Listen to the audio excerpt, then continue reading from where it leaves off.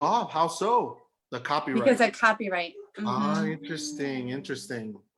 Cool. All right, it looks like we're live now on Facebook. And we are here today on Get to Know Your Church. And today we have the awesome privilege to be with Krista Ophus. She's the wife of Pastor Chris. And with me is Danielle. And we have our other host on the other square. What's your name, dude? Aldo. My name is Aldo. Right, can you hear me? We can hear you. Okay. Aldo, I know Alex wanted to be here, but she's resting today, so hopefully it looks like we're next week. But yeah, we're excited. Krista, how's your day so far? My day is good. Today was the day that randomly all of Little Village schools decided to do their parade that we missed students. So Did my you school have one had, too? so my school were like, we want to do something. The primary teachers had all wanted to do a parade for a long time. And so at our staff meeting on Monday, we're like, let's plan a parade. This will be awesome.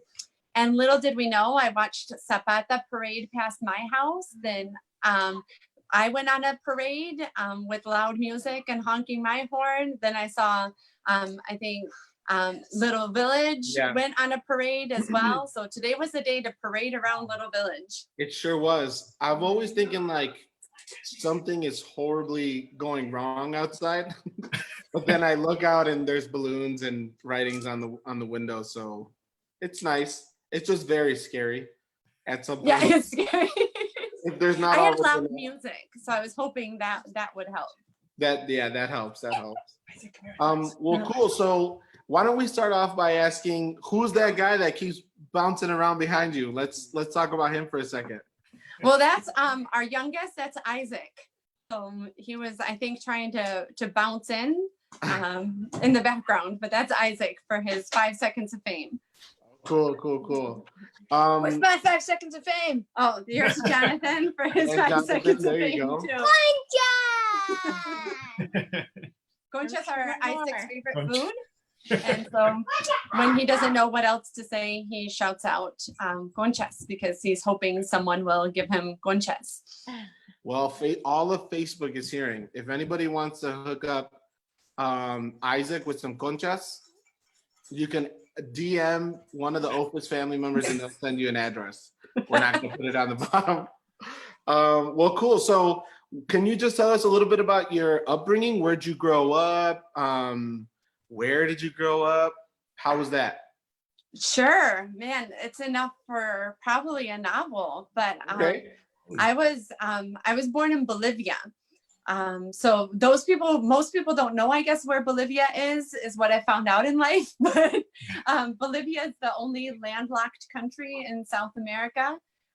It's right by Chile, Peru, Brazil, Argentina, and I grew up in the Andes Mountains. So oh wow.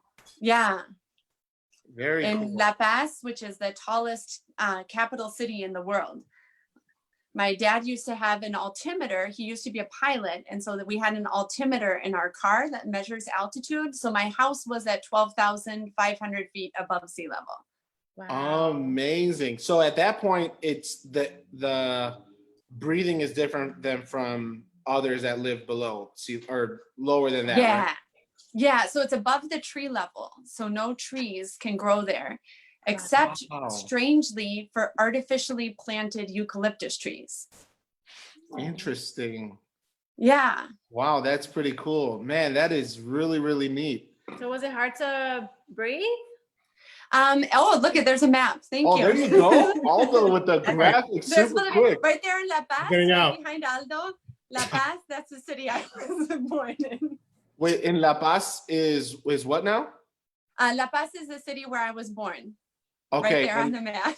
I could be a weatherman. Like a weatherman. And La Paz looks like it's the capital. Is that wrong to It is right. It actually, I'm not totally sure, but I think Bolivia may be the only country with two capital cities. So there's two capital cities. There's La Paz and Sucre. Okay. So La Paz is one of the two capitals. Okay. And you were born in La Paz. Okay. Yeah. Very cool. Wow, that's amazing. That's really fun. That's really cool. So do you remember it being hard to breathe or anything, or are you pretty used to it, or? No, it wasn't hard if you grow up there, it's not hard for you to breathe. But we had an oxygen tank at our house because my parents were missionaries in Bolivia, and Bolivia had like houses that would receive missionaries in all the other cities around Bolivia. For some reason in La Paz, they didn't have one. So our house always had people randomly showing up. At it who needed a place to stay, who are missionaries, and then people who show up in La Paz can't breathe when they first get there, and so we had an oxygen tank available. Wow, that's awesome. And some of us know that you're a runner. Were you always into that? Where did you start that? No, I started, so when I was kind of all the little pieces of growing up, I was born in Bolivia. But I moved when I turned 11. My family moved to Louisiana. And then after Louisiana, my family moved to the suburbs of Chicago, to Palatine. And so I knew that was when I was in high school. And I knew the only way you make friends is if you join something. So I said, well, I don't care what they announce. I'm just going to join the first thing they announce. So the first thing they announced was the track team. And I was like, hey, I need friends. I guess I'll go run. Cool. And I really stunk at running when I started, but I worked through it, and I met my husband through it. So that was great. Okay. All right. So we got to get into that one too, but you ran through high school, and did you run after that too, or did you just make it a high school sport? No, I ran in college too, for a Division II school, but I got a really bad injury my freshman year. So it required surgery. And then after that, I just ran for fun. Oh, that stinks. That stinks. Yeah. What college did you go to after high school? It's called Truman State University. It's in a rural town in Missouri. It's the only time in my life I've lived in a tiny town. Well, to me, what's tiny? It had 16,000 people. And I was like, this is tiny. That's like a few blocks from Little Village. Yeah. Oh, wow. That's pretty fun. That's a long journey of running. And I know you still run. So marathons, half marathons, you've done them all, or do you keep up with that? I know it's a fun way to run after competitively. Yeah, I did. I think the thing all distance runners need to do is do a marathon. So I don't know how many I've done. I think I've done like 5 marathons, but it's not my favorite. I did get a chance to run Boston. I did qualify for Boston once. That is neat. So random fun fact. But once I was like, you know what? That's good enough for marathons for me. So half marathons are nicer. Now I just run for fun, just to stay in shape. That's very cool. So let's go back now, take a step backwards. You met Pastor Chris, in high school. Yeah. Same high school in Palatine, right? Yeah, in Palatine. Okay. And he was a runner too at that time, or how was that? Yeah. Well, you can fact check, because you guys can check on the Facebook when you guys interviewed him. So we'll see if we have the same story. Yeah. But we had while you're talking. But we have you'll pull it up, all the facts. No, it's always fun to hear both sides of the story, Yeah. It's cool little highlights from both. So he joined track his junior year because he had a friend who decided he was going to join, and Chris was like, man, juniors can't join, like everybody's already better than us. And he's like, so anyways, he joined track his junior year. And in track, boys and girls don't usually run together, but there was one meet called the St. Charles Invite, an indoor track meet where the boys and girls teams ran together. And I happened to be injured. And so my friends and I decided we would just check out cute boys running around the track. And I noticed this kid from our high school that I had never seen before. And I was like, I'm going to go and introduce myself.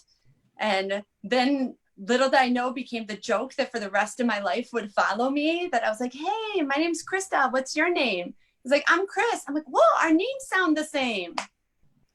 That's the pickup line right there. That's a Palatine pickup line. Yeah, and now all the time they're like, oh, your name's the same as your husband. Yeah, our names sound the same. Yes, I know. Wow, Oh. that's cute. That's cool. That's very fun. That's cool. So I'm assuming you studied education throughout your college time, or did you have a different plan by then? No, you know what? I always kind of wanted to be a teacher, but I kind of went about it in a roundabout way. So the college I said I went to, the Truman State University, I went there because I followed scholarship money. And there they had a program that they only did master's degrees for education. So you had to do like pre-education and a different major. Oh. So I was a Spanish major. So I majored in like Latin American literature, which has not served me at all since then, except for my poetry unit that I teach. Don Quixote or something. Tongos, Yatos.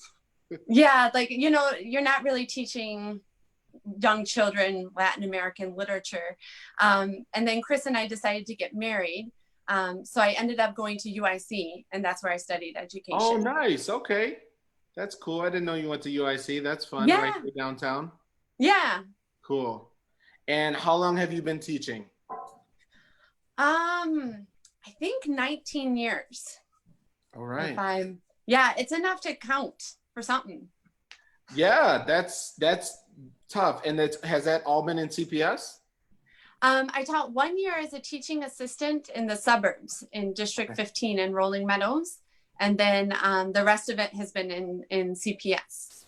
Okay. And how long have you been here in Little Village? Has that been more of the majority? Yeah, so I've been in Little Village. I taught 1 year up on the north side where Matt Brown taught for a while at Inter-American. Oh, cool. Yeah, Inter-American, yeah. Yeah, and then I taught at Columbia Explorers, which is in Brighton Park. I've seen that. And then I've been here in Little Village. So I did 9 years at Canoon, which is by 23rd and Kedzie. And then now I'm at Corkery, which is just right here on our side of the neighborhood. Oh, that's really fun. That's really, what grade? Well, if you've been in so many schools, I'm sure you've had a few grades that you've taught. Is that, or have you been within the same age group? Just 1 second. Can you ask that again? Sorry, our internet froze. Oh, it's okay. What age grades have you, or what grades have you taught, and which one was your favorite?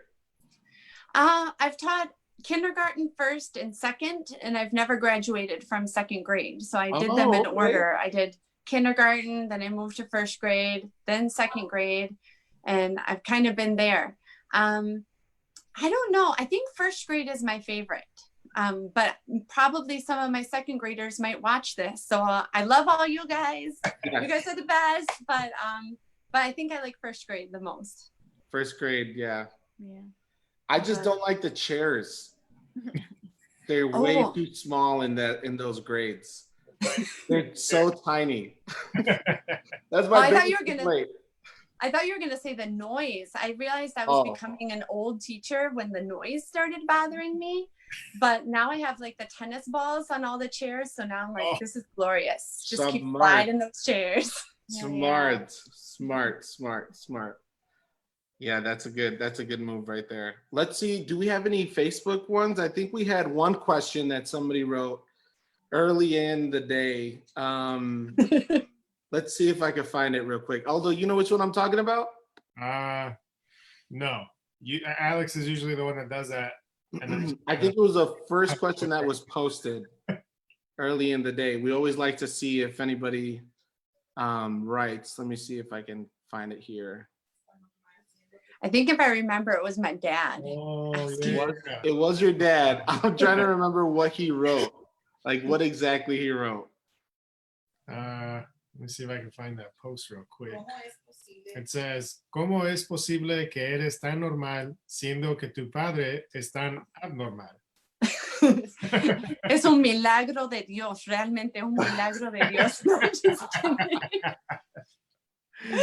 I think my dad likes to rejoice in making life difficult, and he knows that I say that. And so I think he wishes that he were un padre muy abnormal, but he was a very wonderful, wonderful father, and he still is a great dad. That's And awesome. so if anything, I turned out well because of him and my mom. So That's good. That's good. but it wasn't a very normal childhood, but definitely my dad always had a saying. He would always say, it'll be an adventure. And all of us were like, oh no. That does not sound okay. Yeah, no. When Papi says it'll be an adventure, like I think that's that's a not good. dad. That has to be a dad code, because my dad, whenever he says that, just don't worry, we're gonna have a good time. It'll be no, that means you should turn around and leave. You can figure it out. He'll have a good time. That's cool. We have No, just a comment. oh, your dad checked in. He says you're talking about him. Yeah, Shout out. Give him a shout out. You go ahead. No, that probably means he always would ask us if we could talk about him when he was preaching. And if he didn't get our permission, he owed us money. So he's probably going to ask me for money afterwards because I talked about him. Oh man, wow, there is a lot going on right now. Wow. We're generating funds. We'll maybe send that to New Life Centers. Is it by the hour? How does that work? How many times you say his name? Or That's true. Cool. So, Krista, we know that at our church, you are in charge of Sunday school, Dance. the dance team that performs on special days. That seems like a lot of work already. A lot of fun though, I know, because you love teaching, you love hanging out with kids. You've done it all pretty much at our church, right? No, you know and you play piano and sing. Apparently now I play the piano and sing. Oh yeah. Interpret. Danielle said interpreting. oh, that's right.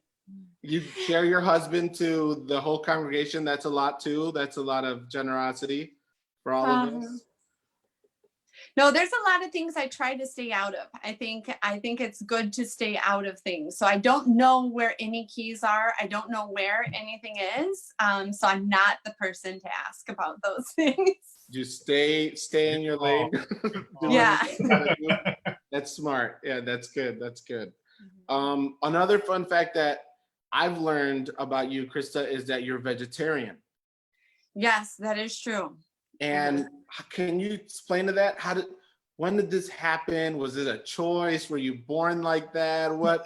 I'm always curious. Like, I love to hear. Like, I met somebody at work that said that they became a vegetarian when their pet bird died when they were a kid. And so I was like, oh, I didn't know. I just never really thought about it. So, do you have a story behind that? Well, kind of it goes back to growing up in Bolivia. So when I grew up in Bolivia, there weren't supermarkets. There was only like the market. And so where we would go to buy meat, you would see the whole dead animal hanging there. So you would see like todo degollado, like the head open. And it's really nasty. Yeah, you can make a background for that. But so when I was little, like that's where we would get our meat, and I couldn't really like separate. I think meat is good if you can separate that you're not eating dead cow. Like if you're like, oh, this is a good hamburger, then that's good. But if you're like, oh, this is dead cow muscle, then that's gross. So like I couldn't really separate it. And so finally I would always obey my mom and eat meat, but I thought it was a gross concept. And so finally in high school, my mom's like, you've obeyed me. If you want to stop eating meat, you can. And I'm like, thank you. I'm done. So I haven't eaten any meat since high school. So you never thought it was tasty at all? You know what? This is a fun fact about me is one of my favorite smells is the smell of carne asada. Like, ooh. I just love that smell. Like, I open up when the neighbors are making it, like I open up the door so it can just waft in. Like if they were to sell like Yankee Candle Company carne asada, like I would light it up in my kitchen. But no, I just can't eat it. Hey, we're going to talk to the Facebook community that's listening. If you can find a candle that has a carne asada scent, please send it to Krista We'll take one too. Aldo, are you in? Wow. That sounds I great. actually prefer the actual carne asada, instead of the. I'll take either one. Either one's fine. I'm That cool. too. No. Yeah. One of my favorite scents I can make, like I always make homemade salsa. So I like the smell of roasting chiles and like tomatoes. That's a really good smell. And so like if they also sold that candle, I would buy that one. But that one I can produce here. Okay. But like I just have to open the doors and windows in the summer. Come on in. Well, what were you saying? Oh, I see you have Gabby here says, be ready for conchas. So you know what that means. Gabby's quick. If you didn't mean that, Isaac's Gabby, gonna be that's not- excited. And then we have here, oh, Gabby asked another question. That looks awesome. What is one favorite thing you like about being Hannah's, Jonathan, and Isaac's teacher? Oh. That's a good What- question. That's a good question. Well, one of the things that I like, and this is kind of like, this will sound like teaching because I'm a teacher, but when we're at home and we're stuck with our kids, like they have their work that their teachers have given them, and please, on behalf of all teachers, please do that work. It's important. But we also get to stick in things that we love. And so growing up, I never got to take art classes. I never had an art teacher, but I totally loved art. And so in college, I took as many art history classes as I could. So the Ophus house has now become the art history classroom. Cool. And so we've done like Picasso, we've studied like the Cubism movement and Pointillism and Impressionism. And like, Hey. so we have many art history lessons. Oh, that's And good. yeah, so stick in those things that you love to teach. But blessings to Mrs. G, who's Isaac's teacher in kindergarten, because sometimes it can be a little tricky. So happy Teacher Appreciation Day to her. And Yes, they need all the appreciation. It's a tough time for kids and for teachers. There's a lot of, Uh-huh. Yeah. I know you guys are, there's a lot and a lot of changes too. Yeah. On top of that. Here's a couple just quick spitfire ones. We do the traditional Cubs or Sox. You know, that's just tradition around here. Mhm. Do you have one? Yeah, I have a story behind it. Like everybody Please- has their please story. share. Please So share. I grew up twins. And Oh, I grew up okay, like yeah. collecting baseball cards, which I didn't know many other little girls that collected baseball cards, but they like won the World Series when I was a little girl, and I had like a Homer hanky and everything. Oh man. Wow. Yeah, but I think I fell under the pressure that like girls aren't supposed to collect baseball cards, so I kind of fell out of baseball for a little bit. And then we moved here and we're like, hey, Southside, we're White Sox. But then we had an interesting conversation in 2015. So it was the year before the Cubs won the World Series. The big year. Our oldest son came up to me and he said, you know, Mommy, would you love me no matter what I decide to do with my life? And I'm like, sure, mijo. Yeah, I'll love you. I'll always love you. It's like, no matter what decisions I make with my life, you're still going to love me. Yes, mijo, of course I'll love you. And he said, would you love me if I became a Cubs fan? Sure, buddy. And I'm like, and let this be the only time you ever ask me this question. So Wow. those of you who know Jonathan know he's pretty intense about his stats and about his love. So I have to be a Cubs fan because I get constant Cubs stats. And so. Yeah. Hey, that's cool that he feels the weight of the allegiance to a sport. It will cause him a lot of stress. I sometimes envy people that don't follow sports because it's like, wow, you don't have much to worry about in that whole side of the world. Oh man, he was so little when the Cubs won, and we had told him he could stay up late if the Cubs were in the World Series. Oh, But we didn't realize the Cubs would make it to the World Series. oh, And yes. so, there we go. There you go. I'm wearing a Cubs shirt today, I see and I will that. jump this interview. Perfect. Perfect plug. So I didn't know that they would be in the World Series. I'm like, sure, you can stay up if they make it to the World Series. But they did make it. And that last game, I thought it was worse than childbirth because I was like, what if they lose? And like they had to Oh my postpone God. it like in the middle because of rain. The And, rain, like, yeah. I'm like, oh no, I'm never gonna make it through this World Series. Yes. Congratulations to the Cubs again. That was legendary for sure. Yep. Oh, I'm gonna be bombed again. Love that. Favorite type of music? Favorite type of movie genre? Boy, that's a good question. I don't know. There's a lot of different music I like. There's an artist that I really like called JJ Heller. She's like Christian artist, but like plays kind of like softer stuff, and it's not all Christ-centered, but just about life with your husband and life in general. And she just has a sweet kind of folksy type voice. So I kind of like that. And then there's a new group that in quarantine, I found because we have to find new music. So it's called Toloache, and it's an all women's mariachi band. And I'm like, this sounds pretty sweet. That's cool. So that's what I cook to lately. Inspiration. And then the quarantine movie in our household has had to be Star Wars. So we're following the entire Star Wars series. So right now we're following what Count Dooku is doing in the Clone Wars. And That was the word. so that's the key word I need to get in. Okay, you know what? I'll be honest with you. I grew up and Star Wars like was the last thing that I ever really thought about getting into. Just because I just knew that the movies were pretty long and that there was a lot. And I will be honest with you, during this quarantine, I watched them all with Danielle. Danielle coached me. She's a fan. Way to go. Answered all my questions, and I did enjoy them. I think this quarantine is pushing everybody to get a little Star Wars in their life. Even my brother that never cared about it gave it a shot and walked through it. I mean, it's a lot of fun. It is a lot of fun.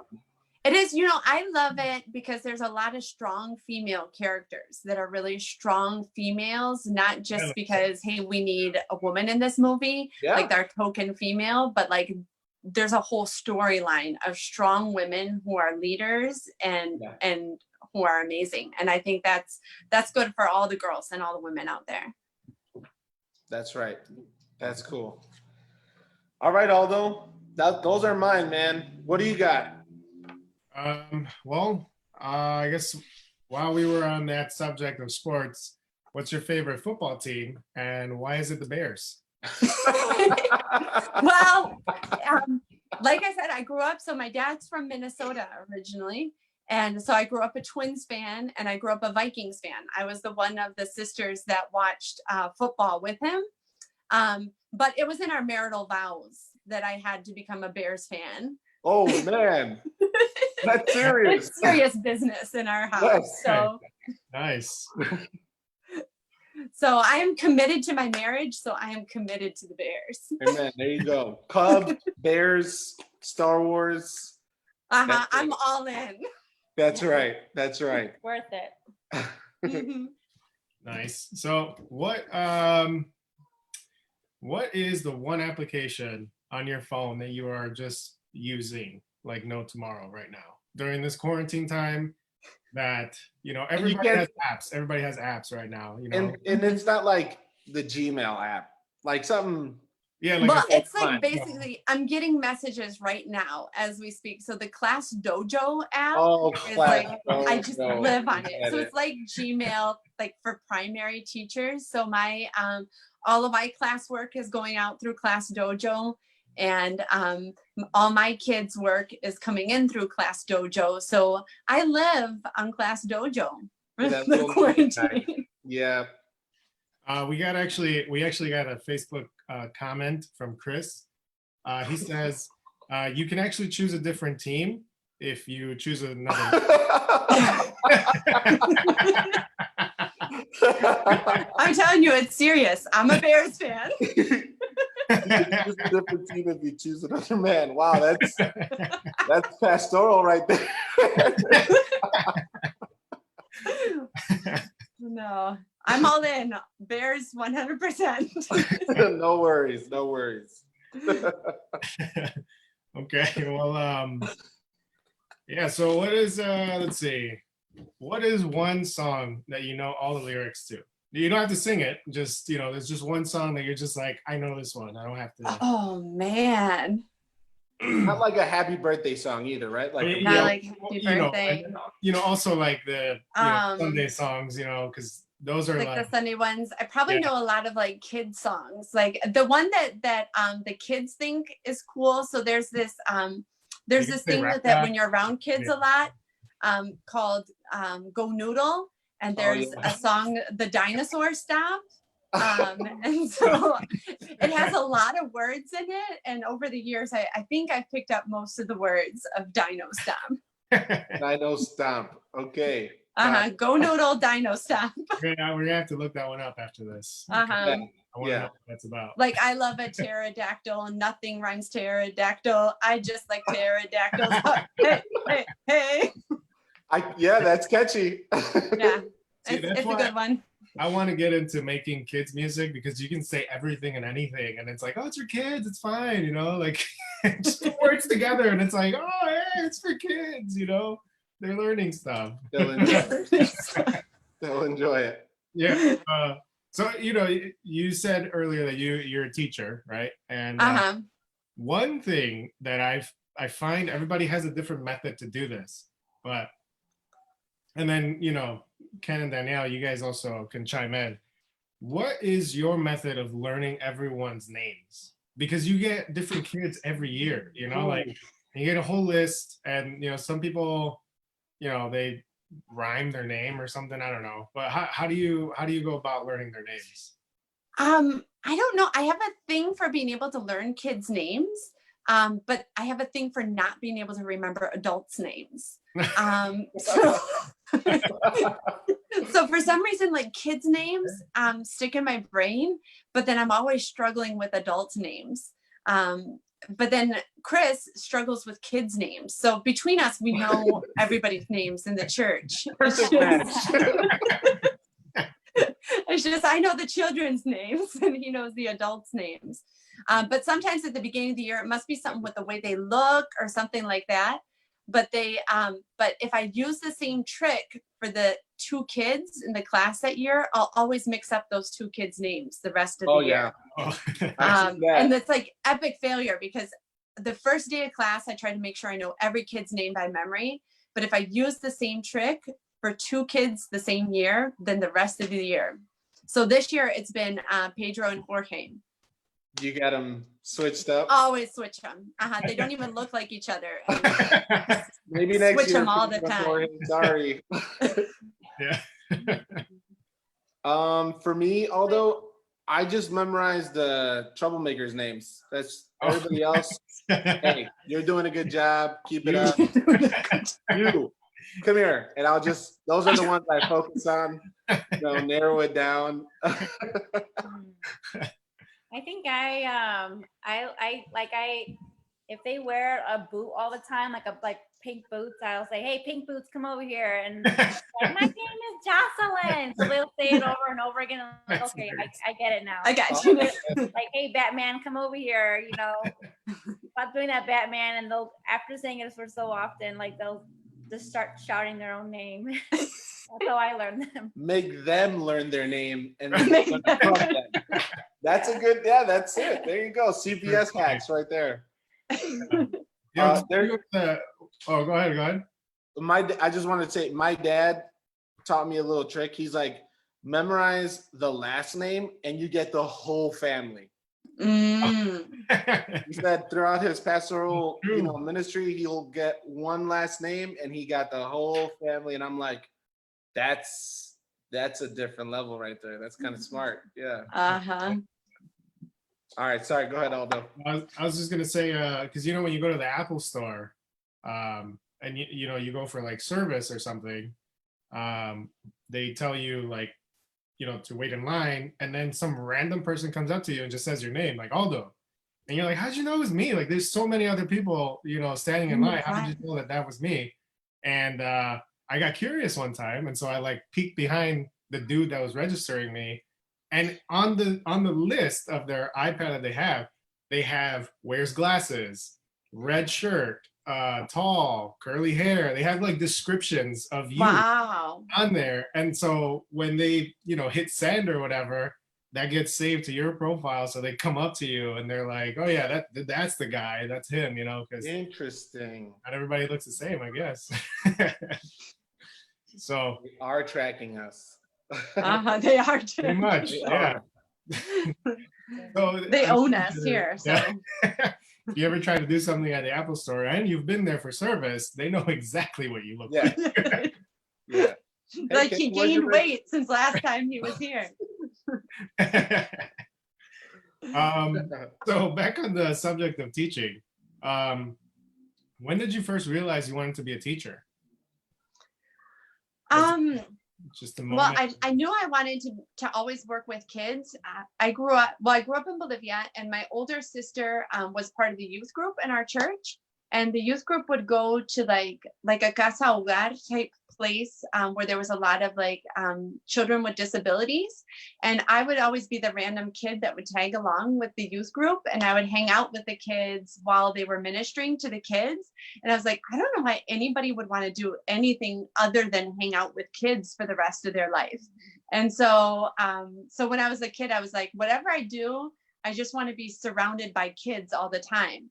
But I didn't feel the calling to have like tons of kids, just wanted to be surrounded by kids all the time. Cool. And then I thought I wanted to be a Spanish teacher, but I realized high school kids in Spanish class don't want to learn Spanish.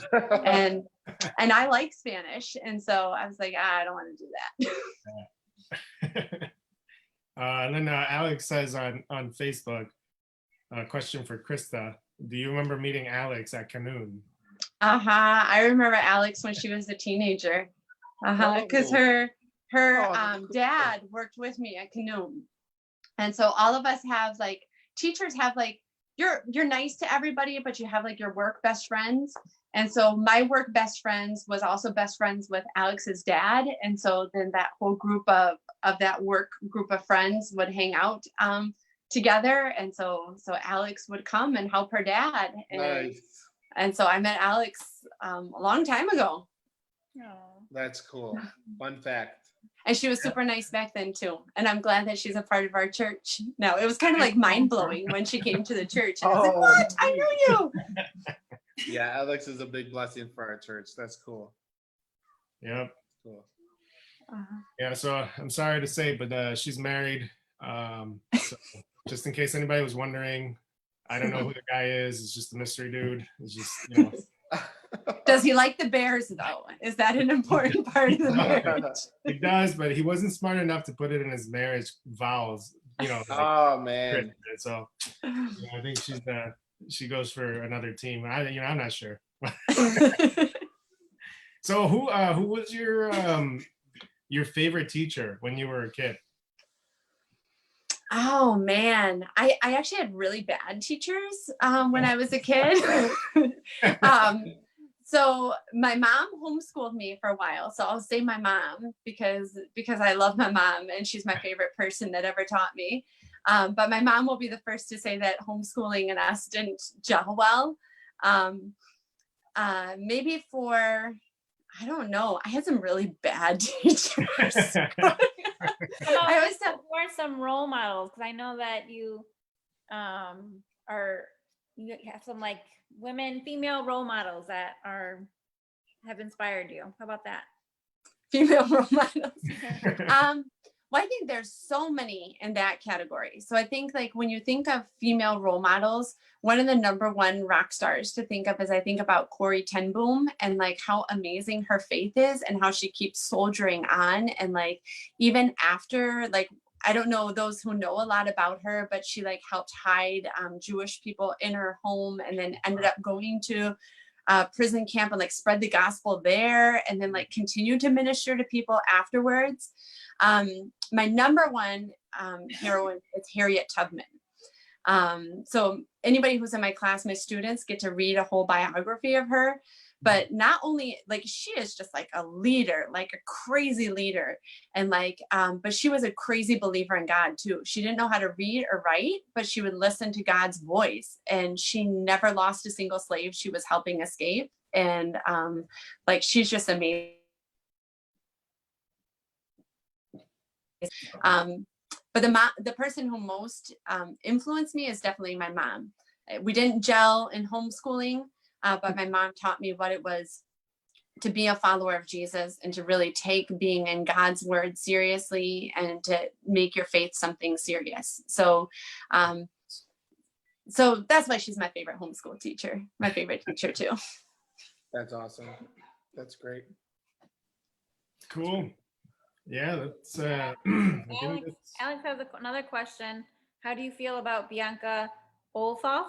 Did I pronounce Oh, Bianca Oldhoff. I really like that lady. And the reason that she's getting me on her is because there's so many. So I love a lot of women speakers. I love how Beth Moore, like what she teaches, but I always feel like, oh, like our cultures are so different that I don't know how we would relate. I love how Priscilla Schreier teaches and the fire she has when she teaches. But the first time I heard Bianca Oldhoff speak, I was like, oh, there's a Latina woman who like speaks like if she's from our neighborhood, and like she understands us, and like she knows, like, so when she says like the Bible's like a telenovela, and like, and I was like, yeah, I know exactly what that's like, and I can feel that. So that's why she's my hero, because I feel like it's cool to see a Latina woman who's a strong speaker too, and can speak God's word, and can speak into our culture and speak how we speak. Mm-hmm. That's super important. Cool. yeah. Mm-hmm. Well, that's all the questions I had. You guys got any other ones, or we're good? I think we're good. Thank you so much, Krista. I appreciate it. Thanks. We all do. Thanks for letting us get to know you a little bit. Oh, wait, we got our last question from Alex. That's right. Oh, I guess we do ask this one every week. Forgot about that. You shared so many good stuff. I guess we skipped it. Favorite or your Bible hero? Oh, my Bible hero. And I'm not allowed to say Jesus. Yeah, See, I've been watching these. Yes, keeping up. Thank you. Like My favorite Bible hero. Man, there's a lot of favorite Bible heroes too. I'm trying to think which would be the one that I would point out. One of them is I'm trying to think. There's so many that you can pick from. I should have been ready for the question. top three. But top three. Well, one of them that I was thinking was just when we named Hannah. One of the things that I loved about that is just how powerfully, like, she prayed for what her heart's desire was.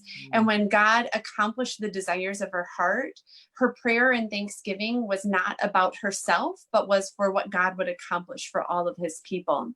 And I guess in the same sense, like, I'm trying to think through it. Mary is really one of my superheroes too. I think a lot of times maybe in Latino culture, like I grew up where people are like, oh, we have to avoid, we don't worship Mary. But then we sometimes skip over Mary. And like Mary was this young girl, like who had faith to say, like I know more in Spanish, but like, heme aquí. Like, here I am, Lord, do as you please with me. And her response also was to view her position as someone that she could give glory to God through her life, and that she followed Jesus her whole life. It was her son, and she followed her son. And what we know of church history is that she continued to make disciples and continued to serve her son even after he went to heaven. So she's also a hero. We almost named Hannah. We almost named her Maria too. Can't go wrong with Maria. That's a popular one right there. Yeah. When I was a girl, all my dolls were named Maria because I think I kind of secretly wished I was named Maria. So. Nice. Oh, that's cool. There's one last, well, now another last question. But this one you might need It's more of a joke, though. yeah, this one you might need to just, you could discuss this one off air. Oh, dear. It's from a member of our church named Krista Ophus. And he said, Jonathan wants you to explain why he's your favorite kid. So, have that conversation with Jonathan alone. Alone. No, you know what? All of my kids are equal. But Yeah. what I will say about Jonathan is those who haven't been able to hear our story, Chris and I couldn't have kids for a really long time. And the name Jonathan means gift from God. And he was really a gift from God. So they all are gifts from God's, but he was the first surprise God sent to us. Oh, and that was really awesome. That's beautiful. That's awesome. But then Hannah's name is Hannah Grace, which means a double gift from God. So Oh, snap. That's awesome. Okay, cool. Well, all right, Aldo, what do you think? I think we covered it all, right? I think we're good. I'm pretty Awesome. sure people got to meet you, and you know, if they have any other questions, they can let you know. And I guess the offer I always have to give is any homework help as well. You can Oh. call me up for that too. That's a blessing right there. Anybody watching, Krista is an awesome teacher. And there you have it. She said she'll help you out. That's awesome. And thank you so much. Thanks for this time. Krista, we appreciate you as such a strong woman in our congregation that loves the Lord fearlessly. And we see it on how you serve. So thank you so much for doing that. I know Danielle and I are super thankful to be under you and Pastor Chris. So thank you so much. Well, thank you guys so much. I love these evenings, getting to know the other people. Awesome. Cool. Thank you. All right. Well, then everybody else that's watching, we have a bunch of stuff going on throughout the week. So, you know, pay attention to the post that the Facebook page has. And, you know, we're all a part of it. And we're all always, you know, active and looking at all the comments and messages and stuff. So if you ever need prayer or you need just to talk to someone, you know, just message the page and we'll, you know, we'll reach out. All right. One last plug. Krista, you lead a small group, right? Yeah, pero es un grupo para mujeres los jueves en la noche a las 6. So, and it's an awesome group of women. Awesome. Cool. There you go. Thank you so much. All right. Time. See you guys. Have a great night. God bless you. Bye.